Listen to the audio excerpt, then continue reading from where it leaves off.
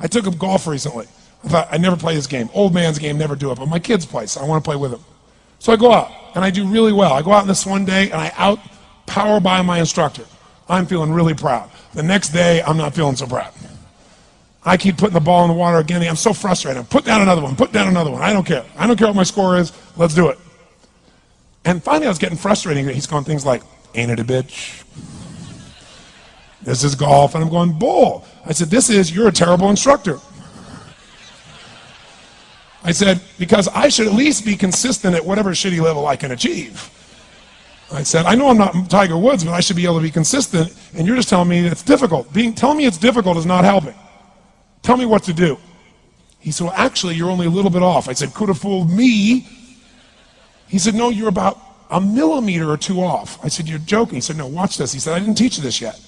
He said, when you approach the ball like this, he said, if you change the angle that you're attacking this just 1 or 2 millimeters, in the very beginning, do you see how that changes the arc? This one, instead of being on the green, by 1 millimeter, now you're in the water. 1 millimeter over here, you're in the sand. And he said, and also you're hitting the ground by 1 millimeter sometimes. You're not stroking it, just 1 millimeter. I thought, what a great belief system that when all hell's breaking loose and nothing's working, that you're only 1 millimeter off. Because most people think it's impossible, so they give up. Isn't that true? And in real life, it's true. So 2 days later, I'm going to see one of my clients. I do a lot of coaching, and I have a man who's the top plastic surgeon in the world. He's going through some tough times in aspects of his life. But this is a guy that gets paid by Sultan of Brunei $1 million to fly over and do 3 people's faces. He is the #1 plastic surgeon in the world. He can make anyone who's ugly look spectacularly beautiful. He showed me pictures of a woman who's 84 years old. He made her look 40 and gorgeous, no exaggeration. But you know what? I'm waiting for him in his office, and he's still in surgery. So he's got a new book he's creating to teach other surgeons around the world. And I'm going through, and it's got pictures of, the top 100 supposedly most beautiful women in the world's faces. And then men. I wasn't paying attention to that one. I just kept turning the pages, right? But I noticed something. He's got all these measurements. And he has mathematically calculated what it takes to make someone look gorgeous, man or woman.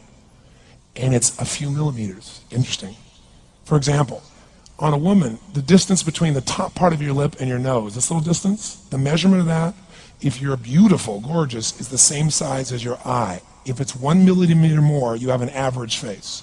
If it's 2 millimeters more, you are butt ugly. Okay. The difference between butt ugly and gorgeous is 2 millimeters.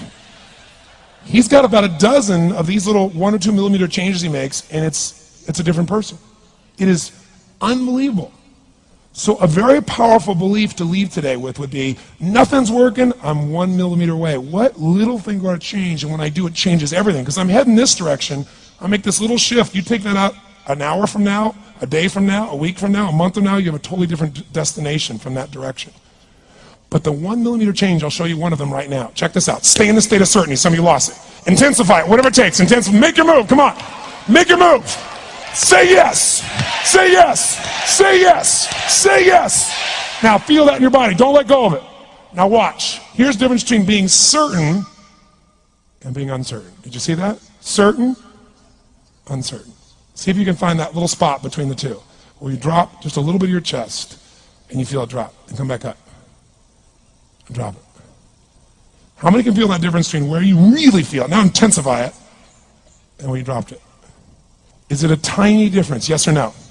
Yes or no? Now, could you condition yourself to feel great in this state? Yes or no? So what I want you to do is give yourself that opportunity. So the way we're going to do is very simple. We're going to go in a peak state. And then we're going to train ourselves. Because guess what? If you're in this state of certainty, and all hell's breaking loose in your life, people can't figure out, you go, move, I'll handle it. People go, he's so lucky, he's so confident. No, here's what I've created for my life, and anyone I know has succeeded. I'm a 17-year-old kid from Azusa, California, with no real education other than self-education, with no background, with parents that did their best, all of them, with no money, but I did one thing. I love people, and I had an enormous demand I made upon myself, and I sculpted my mind and my emotions to get me to do whatever it would take to achieve and to contribute. But to do that, I did it by using my body and changing my focus. I did it by putting myself in a peak physiology and using what I call incantations. Can you train yourself to believe something? Yes or no? Absolutely.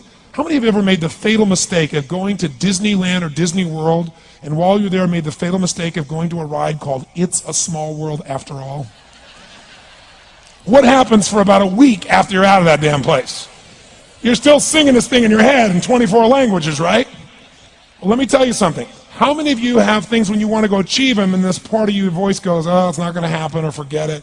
How many got a voice that sometimes interrupts that good pattern? Say I. And what you want to do is train a new one. So starting when I was 17, I started doing incantations, not affirmations. Affirmation, you go, I'm happy, I'm happy, I'm happy, I'm happy, I'm happy. What's the problem? You haven't changed your what? Your what? Physiology. If you don't change your physiology, you won't get anything. So an incantation is not only you speak it, but you embody what you're saying with all the intensity you can. And you do it with enough repetitions that it sticks in your head. Like It's a Small World, now the conversation in your head is always the same and it gives you what you want. So you use your body and your voice.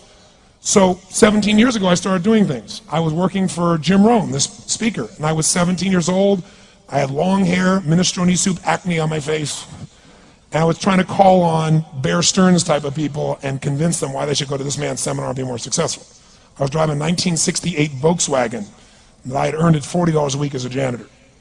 The only way I did it was park far from the building and then go in, and I love people and I believe, but I put myself in state and I was able to influence people that were far more successful than I was at the time. I would do something that I still do backstage and have done for 23 years because I don't hope I'm going to be in a good state, I demand it. So I do an incantation using my whole body. I'd say, I now command my subconscious mind to direct me in helping as many people as possible in life today to better their lives by giving me the strength, the emotion, the persuasion, the humor, the brevity, whatever it takes to show these people and get these people to change their lives now. And I would do that literally driving in my Volkswagen to a meeting in LA on the freeway for 40 minutes. People are looking at me, I'm screaming at the top of my lungs. They're going, I know he's a serial killer, I know he is. But by the time I entered that room, when two people meet, if there's rapport, the person who's most certain will always influence the other person. And I was totally certain, and they were trying to get revved up to certainty. Do you agree with this, yes or no? I do another one because I was poor. I changed my mindset. I kept doing things, but I never got beyond it. I'd say God's wealth is circulating in my life. His wealth flows to me in avalanches of abundance. All my needs, desires, and goals are met instantaneously by infinite intelligence, for I'm one with God and God is everything. And I would imagine the abundance of my life, and I would feel so grateful. And a year later, I went from making $38,000 a year to making $1 million a year in 1 year. But successful people do what failures won't. You follow me on this? You know?